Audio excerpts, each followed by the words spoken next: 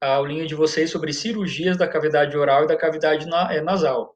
A gente vai comentar um pouquinho sobre doença periodontal, né, que se refere à cavidade oral. Ela não tem um vínculo cirúrgico direto, tá? A não ser que a gente tenha que fazer extração dentária. Mas fazer limpeza, né, tirar os cálculos, os famosos tártaros ali, não é um ato cirúrgico propriamente dito, no contexto que a gente vai ter que fazer uma incisão. Basicamente, a gente usa o ultrassom, né, o ultrassom odontológico ali para fazer a retirada, tá? Mas eu julgo necessário passar, pelo menos para vocês, um pouquinho do contexto aí, porque certamente vocês vão se deparar com isso aí no futuro, tá bem?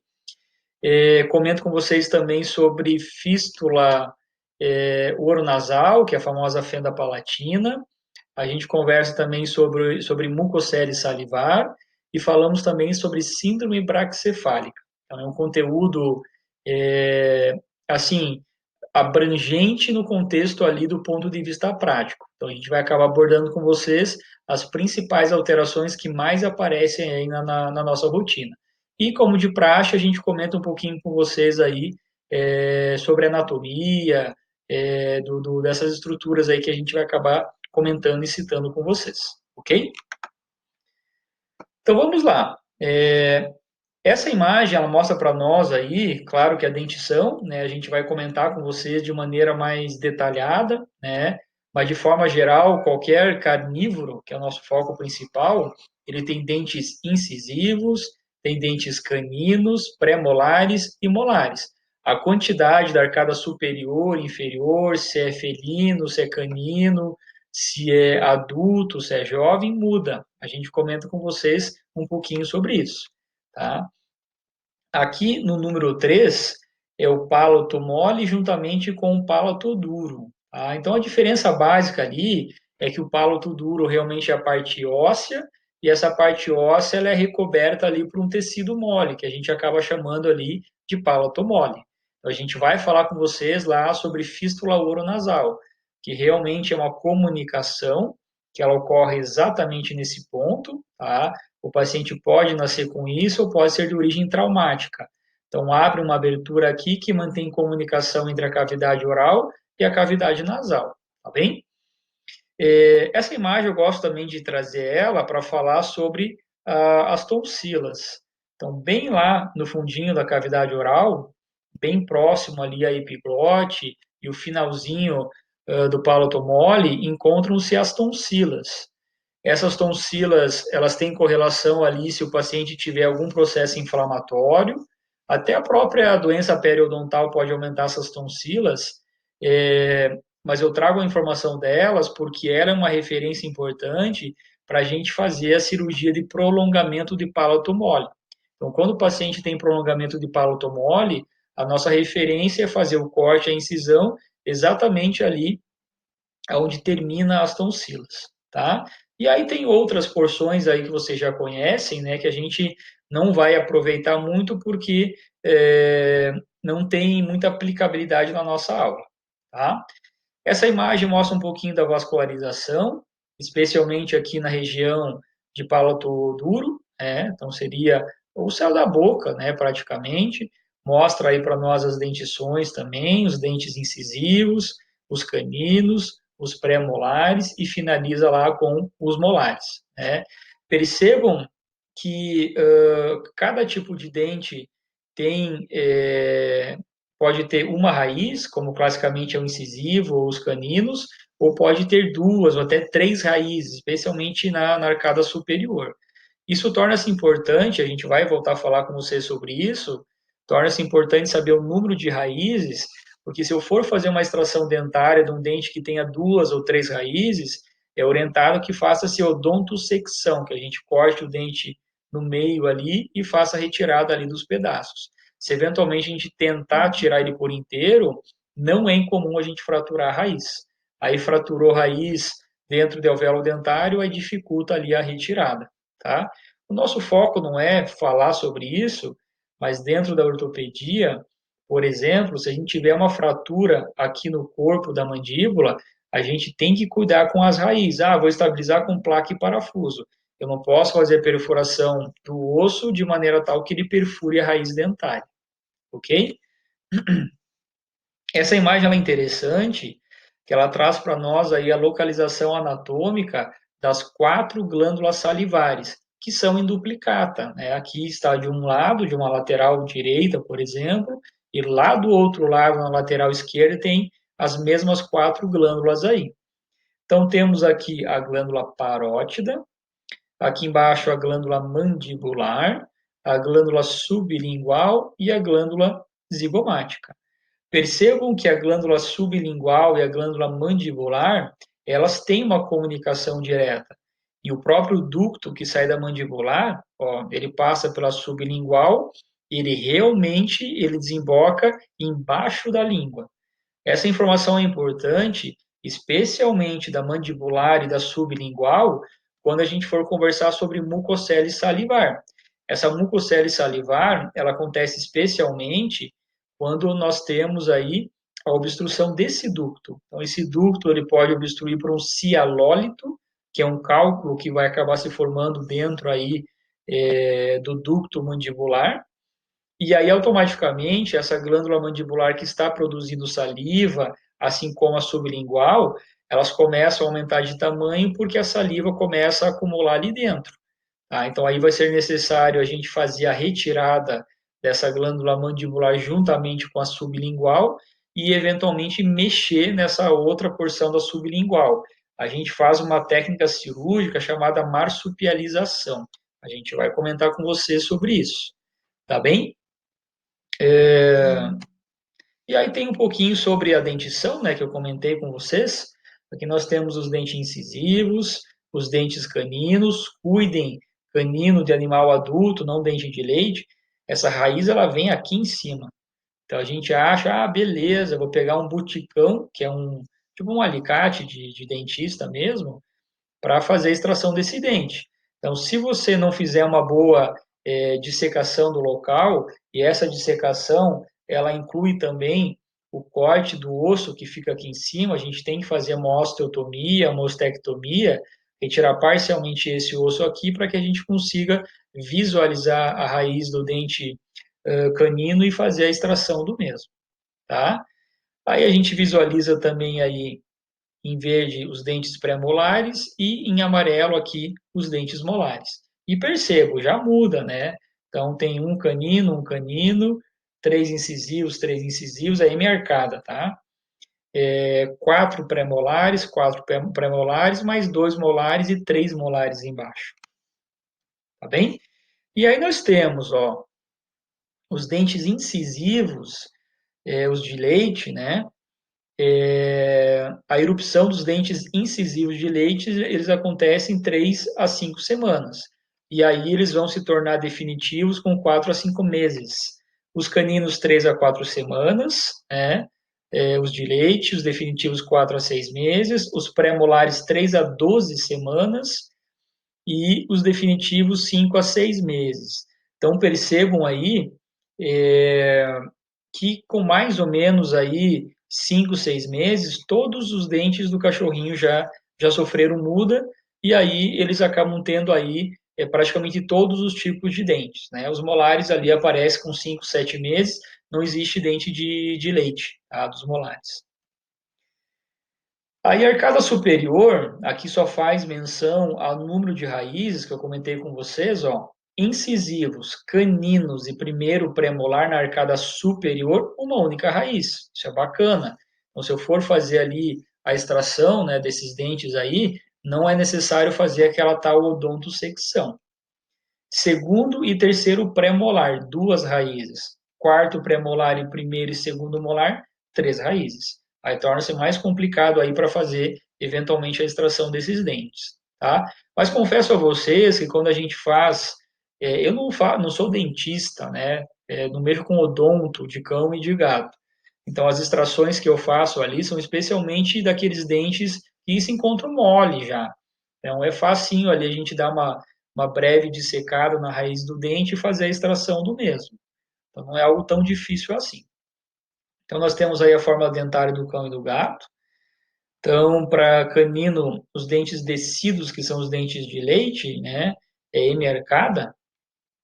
Perdão, não é hemiarcada, é arcada total, né? porque ele fala 3 e 3, ó. Incisivos 3 e 3, caninos 1 e 1, premolar 3 e 3. Então, dentição decídua, por isso que não apareceu o molar aqui. O molar só aparece ali quando ele é definitivo, permanente.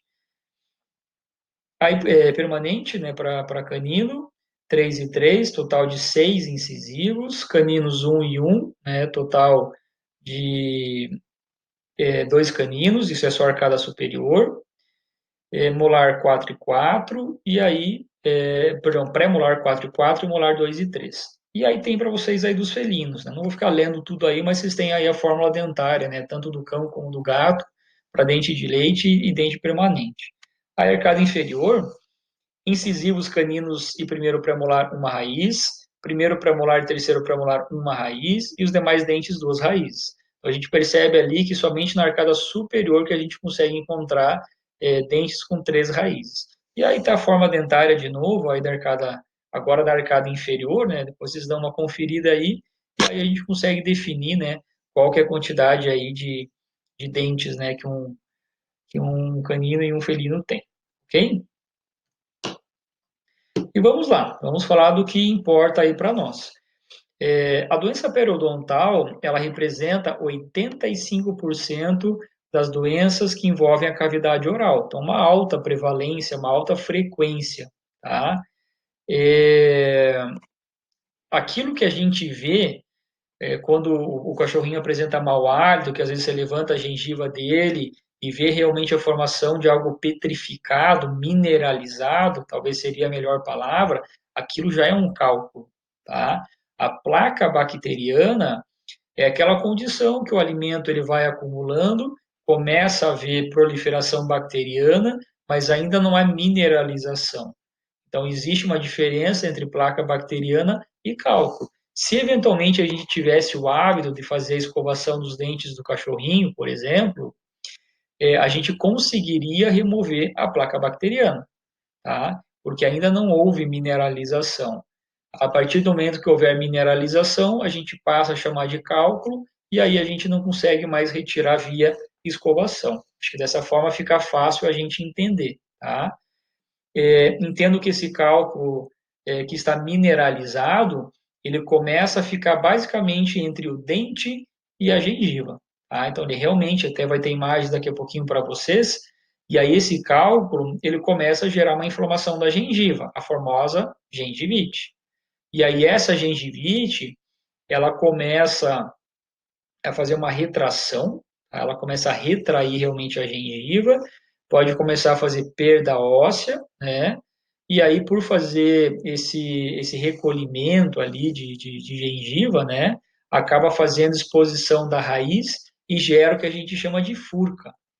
E a furca nada mais é do que isso, ó. Vejam esse caso, onde essa gengiva ela deveria estar cobrindo totalmente a raiz. Então, aqui houve uma retração de gengiva, provavelmente provocada por uma gengivite, um cálculo, aqui não está aparecendo, mas isso aqui é pós-limpeza.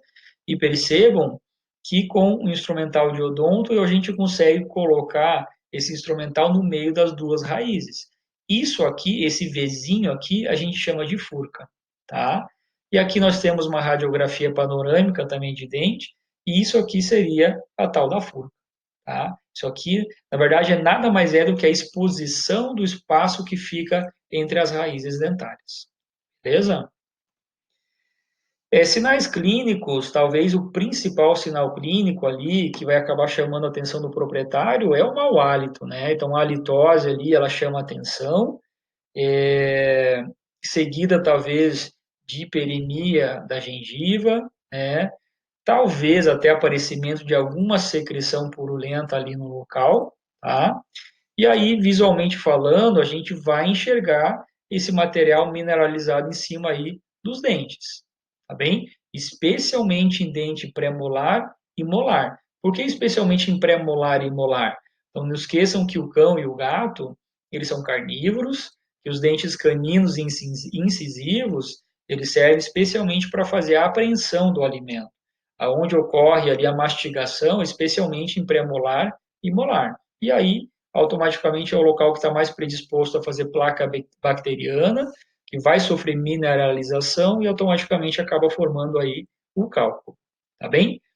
O diagnóstico ele é visual, então a gente, baseado na informação do tutor, do mau hálito e tudo mais, a gente vai fazer uma inspeção na cavidade oral, tomar cuidado, claro, nem todo cão vai deixar a gente mexer na boca.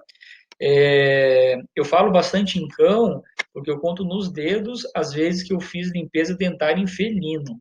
Então, não tem tanta frequência aí a presença de cálculos, né, nos dentes dos felinos. E esse pré-tratamento que vocês têm como tópico, isso para mim é uma regra, tá? Então, hoje é terça-feira, né? Então, sexta, sábado, domingo, segunda, terça. Então, por exemplo, se eu fosse fazer a limpeza dentária de um paciente hoje, na quinta ou na sexta-feira da semana passada, eu já inicio antibiótico terapia. O princípio ativo que eu mais utilizo, que vocês devem conhecer, que a gente usa aí para bactéria anaeróbica, é metronidazol.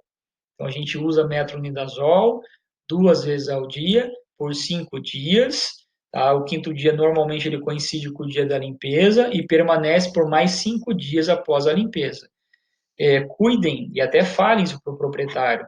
Normalmente, a gente começa o metronidazol e aquela halitose, ela já reduz. E, às vezes, o proprietário, nem precisa limpar, né? A medicação já resolveu.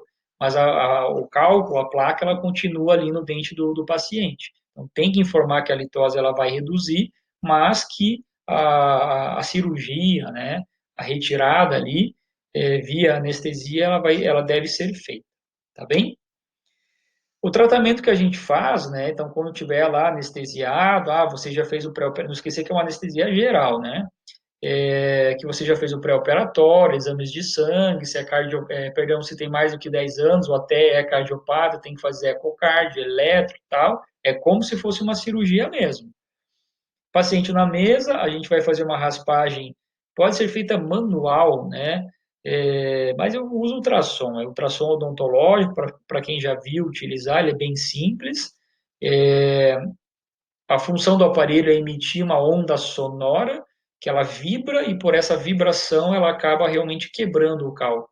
O pequeno grande detalhe é cuidar porque esquenta, tá? Acho que todos os ultrassons odontológicos veterinários, na ponteira ali, ela solta água junto. Então, acaba auxiliando ali no próprio resfriamento, tá? Então, mas eu posso fazer essa raspagem via ultrassom ou manual. Alisamento radicular utilizando uma cureta, eu já mostro para vocês o que, que é. O polimento dental a gente pode fazer também. Existem até algumas pastinhas próprias para fazer esse polimento e, eventualmente, extração dentária aí, se tiver amolecimento. Alguns levam ao pé da letra, se tem exposição óssea, exposição de raiz, já vai lá e faz a extração. Eu realmente aguardo ali, né? Quando o dente está mais molinho e tal, eu acabo fazendo a extração. Se tem um pouco de exposição de raiz, mas o dente está firme ainda, eu deixo dessa forma. Cada um trabalha de uma forma e, repito, eu não sou dentista, né, de cachorro. Então, esses são basicamente os instrumentais que a gente utiliza, tá? Abre-boca, então existem vários modelinhos aí. O principal abre-boca que eu utilizo é a tampinha de uma agulha, a tampinha do catéter. Eu acabo colocando essa tampinha aí, imagine, né, a tampinha de uma agulha, eu coloco no incisivo, perdão, no canino, né, superior, engato do inferior e aí mantém a boca aberta. Tá? É bem prático. Isso é uma curetinha que a gente pode utilizar ali para fazer aquela curetagem radicular da raiz, algumas alavancas que a gente pode utilizar ali para soltar o dente. A gente coloca essa alavanca entre o dente e a gengiva para ir soltando e fazer a extração. E a extração a gente faz através aí do buticão. Esse é um exemplo aí de ultrassom odontológico, nesse caso bem completinho, tem motorzinho e tal. É possível fazer canal de dente de cachorro, eu não faço, mas é possível. Aquele esqueminha de soltar água, soltar ar, e aí a parte realmente do ultrassom. Então, essa ponteirinha aqui que a gente regula a potência, regula a quantidade de água e vai exatamente em cima do dente ali, que pela vibração o cálculo ele acaba se rompendo, né, se desfazendo, tá? Isso aqui é aquela limpeza radicular, é uma curetinha, ó. A gente vai lá dentro porque realmente às vezes fica sujidade aqui, às vezes placa bacteriana, é interessante que a gente faça a remoção também. Aqui só exemplo de um polimento, tá? Então é tipo uma borracha, isso aqui, uma escovinha, que a gente passa em cima do dente ali para polir ele. E aqui só exemplo de um buticão aí fazendo uma possível extração, né? É só exemplo mesmo, que o ideal é pegar aquela alavanca, colocar ela aqui, soltar por toda a circunferência, aí a gente vem amolecendo, amolecendo, e daqui a pouquinho o dente sai, tá? E aqui só uma, uma foto ilustrando aí uma finalização já de uma limpeza, né? Então, os dentinhos ficam bem limpos, não esquecer que a gente tem que limpar tanto a face lateral como a face medial, tanto um lado como do outro. E aí, se você tiver, faz aquela curetagem radicular, é, faz o polimento e a extração dos dentes aí, se forem necessários. Ok? De doença periodontal, a essência é essa, vocês tenham certeza que vocês vão se deparar, tá? Com essa questão aí, isso aí sempre, sempre, sempre aparece. Fala um pouquinho sobre fístula oronasal, ela também é chamada de fenda ou fissura palatina. Quando o paciente nasce com isso, que é uma questão congênita, isso aí acaba se desenvolvendo durante a gestação. Então, durante 25 a 28 dias de gestação, então não esqueçam que a gestação média são 60 dias, então praticamente na metade da gestação, o paciente corre o risco de desenvolver essa fenda ou fissura palatina. Tem questão hereditária envolvida, tem questão nutricional envolvida, tem fator mecânico, que em fase gestacional é menos provável, tem fator hormonal e tóxico. Então, existem até algumas medicações ali que, se a gente fizer durante a gestação, pode predispor realmente ali a malformações. E, querendo ou não, a fístula oronasal é uma delas. É isso aqui, ó, um cachorrinho recém-nascido, a gente percebe que tem uma ampla abertura aqui, que é a tal da fenda palatina, o fístula oronasal, que vai manter comunicação da cavidade oral com a cavidade nasal. Predisposição, a literatura até cita algumas raças predispostas, né? Tipo os bulldogs, eles são predispostos e tudo mais. É, mas qualquer situação ali que a gente faça alguma medicação errônea durante a gestação, querendo ou não, acaba sendo um fator predisponente. O histórico, tá, é especialmente aquele paciente, não esquecer que a maior prevalência para isso é recém-nascido, tá? Pode acontecer de origem traumática, eu já peguei um cão só, acho, na minha vida até hoje, mas alguns felinos.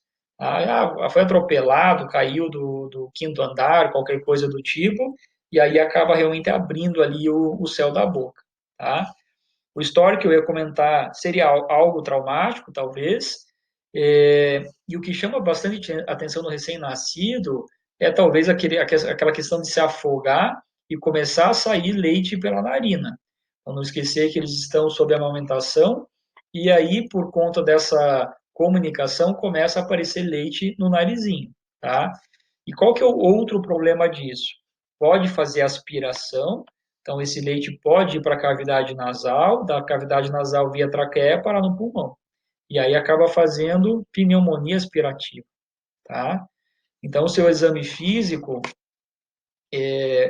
falo até mais, né? Só anamnese, só conversa com o comunitário é fundamental. Ele se afoga, sai leite no nariz e tudo mais, né? E o seu exame físico, talvez a auscultação ela vai ser importante. Então, talvez auscultar algum som que seja anormal ali ao pulmão. Com relação à imagem, a gente acaba indicando a radiografia, né? Então, pela radiografia ali, a gente veria um aumento de radiopacidade a nível de pulmão, a nível de campos pulmonares. Né? Aí levaria realmente aí essa conclusão, tá bem? A essência da cirurgia é bem simples.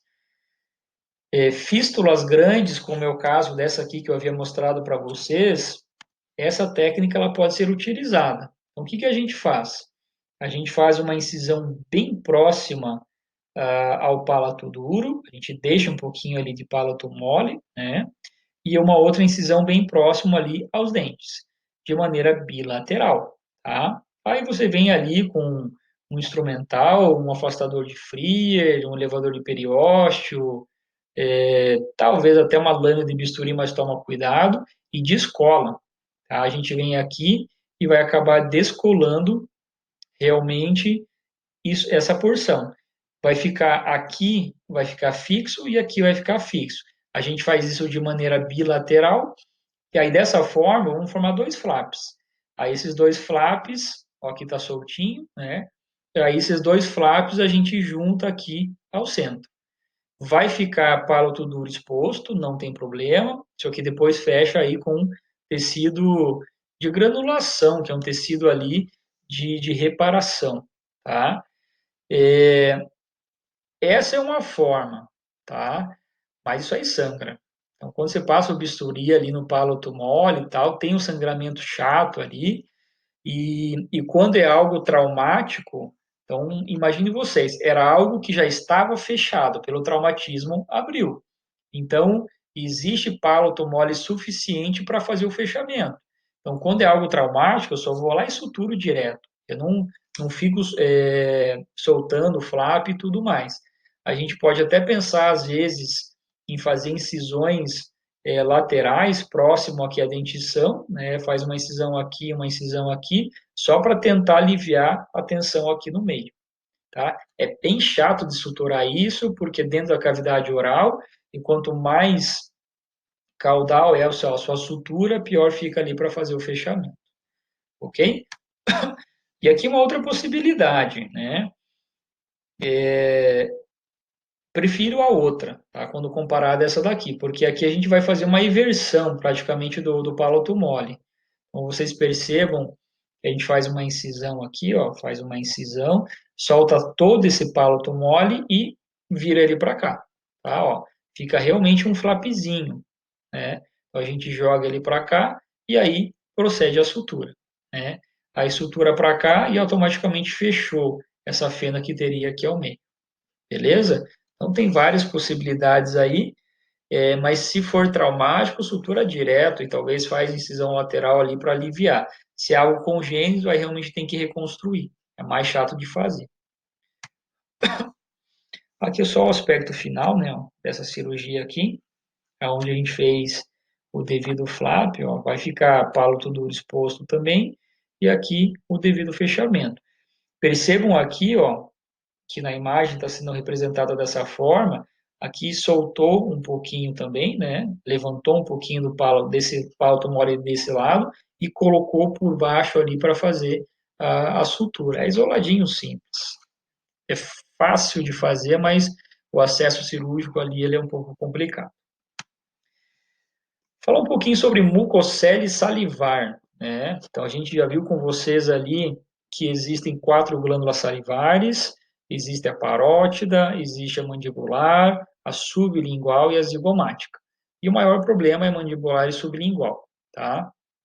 Acontece que a definição da mucocele é uma coleção de saliva envolvida por tecido de granulação. E essa coleção de saliva ela está dentro de uma das glândulas salivares.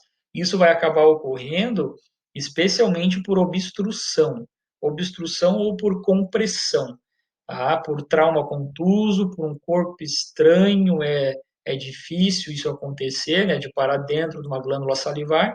O mais comum é um cialólito. Um cialólito nada mais é do que um cálculo que tem envolvimento ali com glândula salivar, tá? É que nem a definição urólito. O que é um urólito? Urólito é um cálculo que tem envolvimento com o trato urinário, né? E o cialólito tem envolvimento aí com glândula salivar.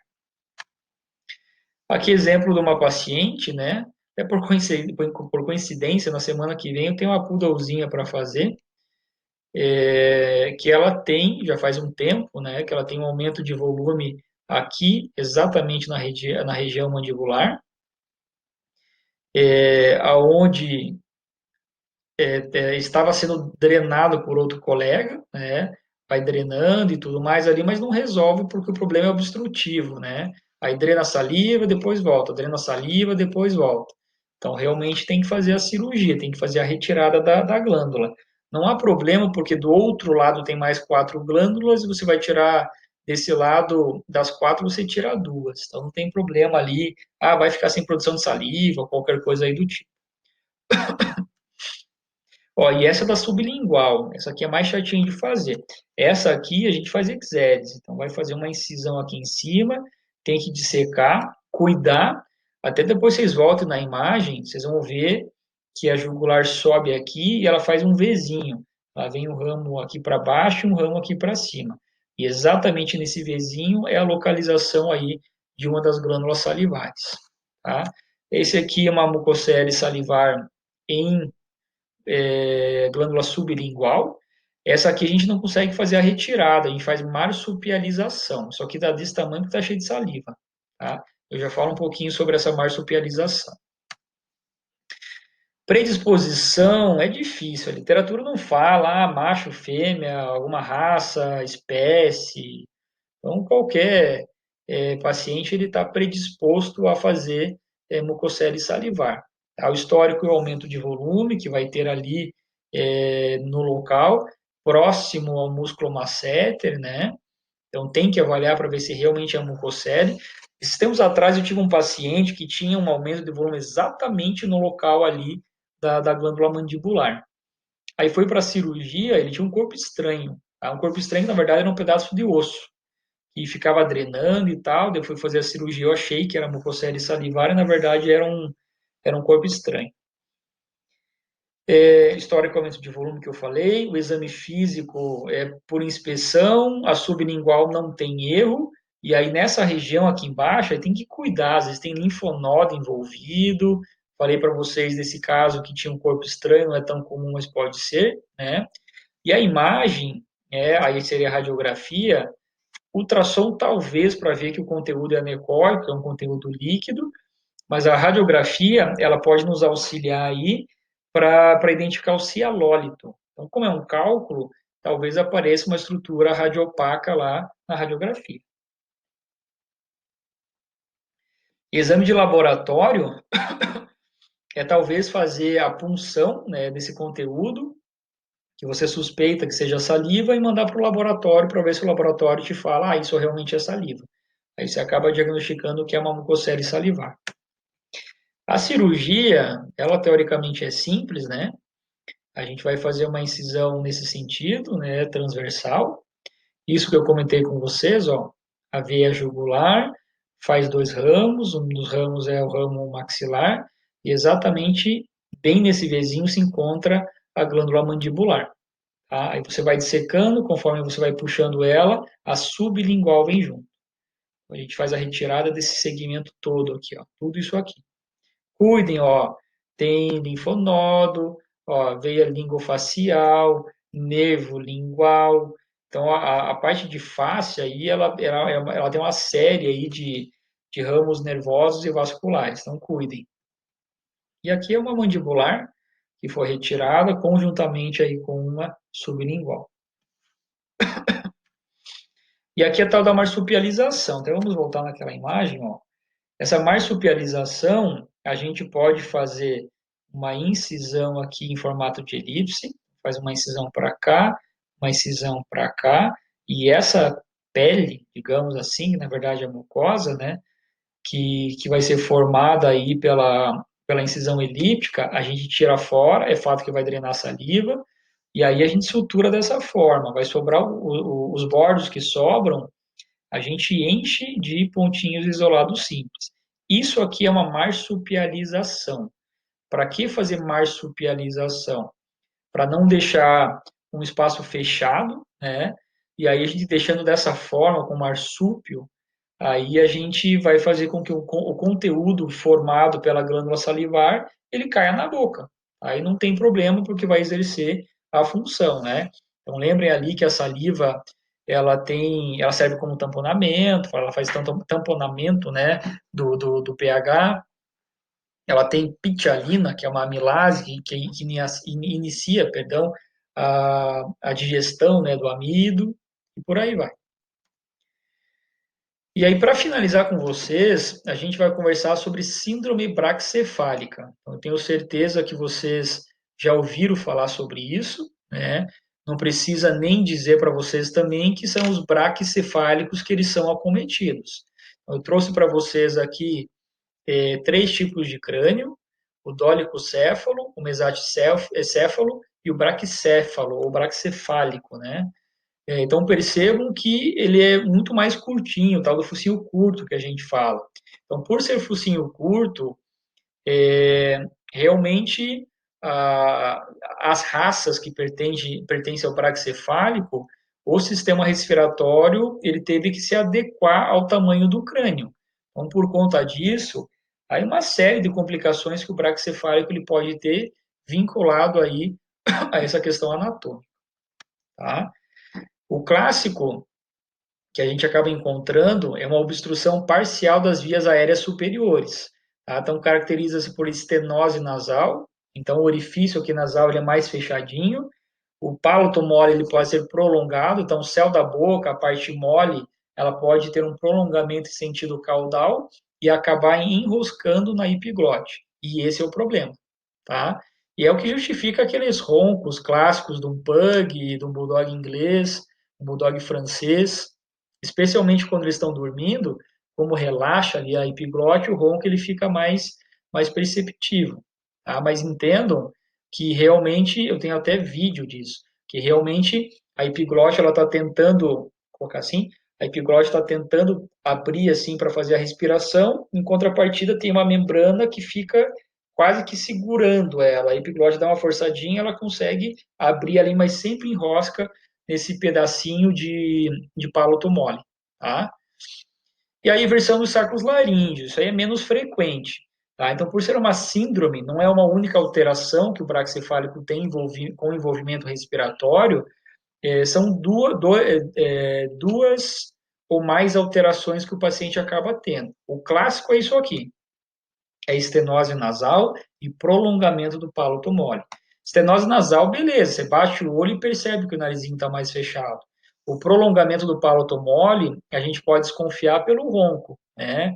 Mas o ideal é fazer uma laringoscopia, é sedar o paciente, colocar o laringoscópio lá dentro e aí realmente visualizar se tem ou não tem esse palato mole prolongado, tá bem? Outro comentário que eu ia falar para vocês, eu dificilmente eu faço a laringoscopia como forma de diagnóstico. Então, se o paciente tem estenose nasal, eu já falo para o proprietário. Então, eu vou fazer a cirurgia da estenose nasal e quando for entubar, eu já vejo se o palato mole está prolongado e aí faço a cirurgia. Se não tiver, eu não faço a cirurgia, tá?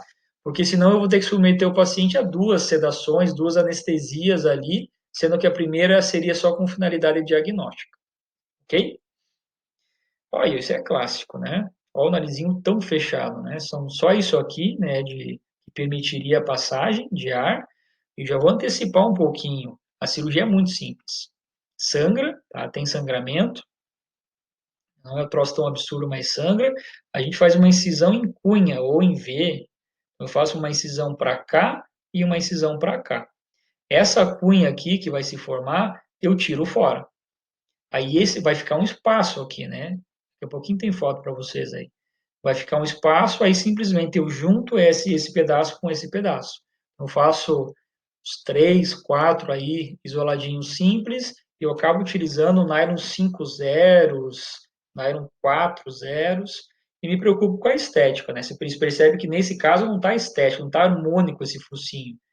E aí a gente vai fazendo, tira um pouquinho aqui, um pouquinho ali, até que fique funcional, claro que é o principal objetivo, mas tem de se preocupar com a parte estética também, tá bem?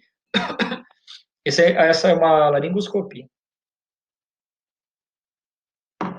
Então percebam que nós temos aqui um laringoscópio que está tentando baixar a epiglote e tem uma membraninha aqui, ó. Então, essa membraninha é o palato mole que se encontra prolongado. E olha que bacana, tonsila, tonsila. Isso aqui vai ser importante durante a cirurgia, para a gente saber quanto cortar, aonde cortar. a orientação são as tonsilas. Ó, esse é o videozinho que eu falei para vocês. Então, aqui é o palato mole, tonsila, tonsila, e vão perceber que a epiglote está aqui, né? E ela não consegue abrir de maneira adequada porque o palato mole ele está travando, ele está enroscando.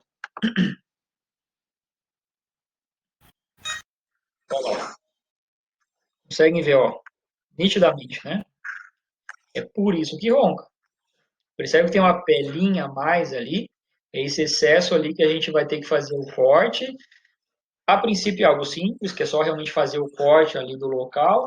Tem sangramento, tem que saber quanto tirar. Então ficou na dúvida, tire menos do que mais. Tirou demais, daí complica. Aí você pode começar a gerar falsa via. Aí outras alterações que o paciente pode ter, aí seria aumento das tonsilas, estreitamento da glote, hipoplasia de traqueia ou clássico colapso de laringe ou colapso de traqueia. Tá? Isso aí é assim, é muito visível no York. Tá? Viu o York tossindo, se engasgando e tal ali, é muito provável que seja colapso de traqueia. A gente não vai entrar em detalhes, tem cirurgia para tentar corrigir colapso de traqueia, que é colocar, é como se fosse uma mola que você colocaria ali, extra ou intraluminal, para tentar manter a integridade, a arquitetura daquela traqueia, tá? Tratamento clínico é difícil, algo que dê um resultado, tá? Fala-se talvez no uso de condroitina, para não esquecer que a traqueia é cartilagem, e aí com a condroitina a gente talvez conseguisse melhorar a estrutura da cartilagem, para ela tentar ficar mais rígida e tal, e tentar evitar esse colapso. Predisposição não precisa nem falar, né? São os braquicefálicos, o pug, o bulldog francês, o bulldog inglês, que são os clássicos, os exemplares clássicos, mas não esqueçam, Lhasa, Shih Tzu, York, eles também são braquicefálicos. Então, eles também talvez possam ter dificuldade respiratória, tá? Histórico é o ronco, né? O clássico é o ronco, e às vezes cianose. Às vezes o proprietário fala que levou o cachorrinho para passear, ele está muito ofegante, ele está com dispneia, ele ficou roxinho. Então tem que prestar atenção e tem que assustar o proprietário. Pode morrer por isso? Pode. Tá? Pode fazer uma síncope, que, né, ele pode desmaiar e tal, e eventualmente pode vir a óbito por conta disso. Seu exame físico, o principal é a inspeção para ver estenose nasal e aí uma laringoscopia, né? Até coloquei imagem para vocês ali. A imagem talvez interessante para um colapso de traqueia, tá? Mas no contexto ali de estenose nasal e do prolongamento do palato, a imagem talvez endoscopia. Ah, vou fazer uma endoscopia ali para tentar ver inversão de sacos laríngeos, alguma coisa assim. Mas caso contrário, é mais por inspeção mesmo. Por mais que a gente tenha que fazer uma laringoscopia, é uma inspeção que é feita. A gente vai inspecionar se o palato mole está prolongado ou não.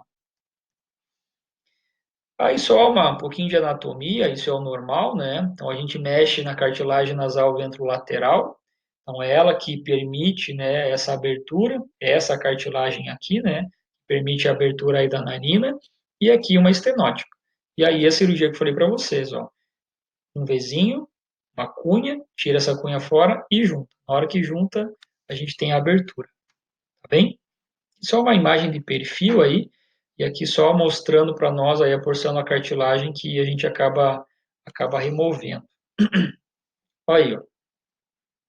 É isso aqui, ó. Faz um V, ó.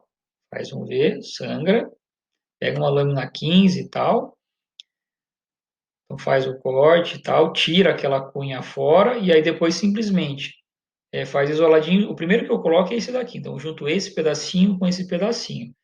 Sangra, mas quando você junta, faz o primeiro isoladinho simples, já por compressão da sutura, já acaba fazendo hemostasia. Então, juntou ali e fica bacana. E aqui ao lado já, né, o outro lado feito, já a cunha tirada e aí fechadinho, tá? Esse aqui é um paciente meu, que a gente atendeu na clínica, ó, bem estenosado aí. tá? Ele também tinha prolongamento de palato mole, era um bulldog francês. Bulldog francês. Aí o que vai ser feito é o mesmo esquema, ó. Faz uma incisão em cunha, para lá e para cá. Evitem fazer muito próximo aqui ao bordo, né? Então deixa um espacinho, faz uma incisão para lá e para cá. Tá? E aqui é a mesma coisa. Vocês percebem que a narina dele não é estética, né? Uma é maior do que a outra, a direita é maior do que a esquerda. E aí tem que se preocupar, né? Eu vou lá e tento deixar o mais uniforme possível. Aqui eu mexi só no lado esquerdo, né?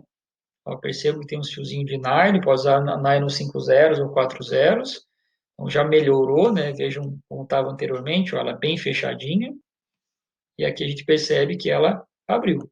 E aqui é a mesma coisa, né? Vou fazer mais uma cunha ali e aí ficou assim, ó. Então, eu acho que está mais estético do que antes, né? Ó, então, a gente fez ali a correção da estenose nasal, tá? Isso aqui é uma rinoplastia, até não tinha falado o nome para vocês, mas é o termo técnico aí que eu uso para fazer uma plástica da narina. É uma estenose nasal que foi corrigida por rinoplastia, ok? E aí o focinho abertinho. Com certeza já melhora a respiração.